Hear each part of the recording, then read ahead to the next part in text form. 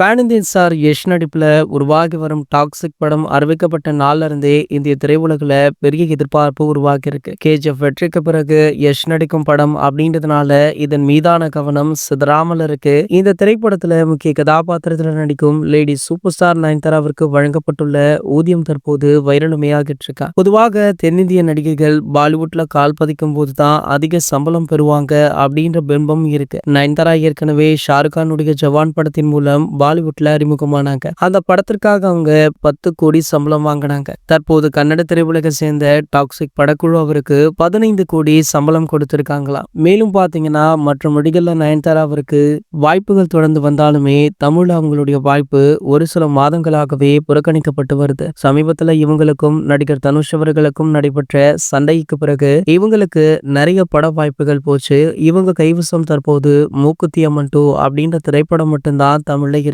நம்ம அதிர்சருடைய AK 64 திரைப்படத்துல வாய்ப்பு கிடைச்சிருக்கா. சோ இந்த வாய்ப்பை நம்ம AK அவர்கள் தான் ஏற்படுத்தி கொடுத்தார் அப்படின்றதுனால நடிகை நயன்தாரா AK அவர்களுக்கு நன்றியுமே தெரிவிச்சிருக்காங்களா. இந்த தகவல் தற்போது சோசியல் மீடியாக்கள்ல வெளியாகி வைரலுமே ஆகிட்டு இருக்கு. இது போன்ற செய்திகளை பத்தி நீங்க உடனே தெரிஞ்சுக்க நம்மளுடைய சேனலை மறக்காம சப்ஸ்கிரைப் பண்ணிக்கோங்க.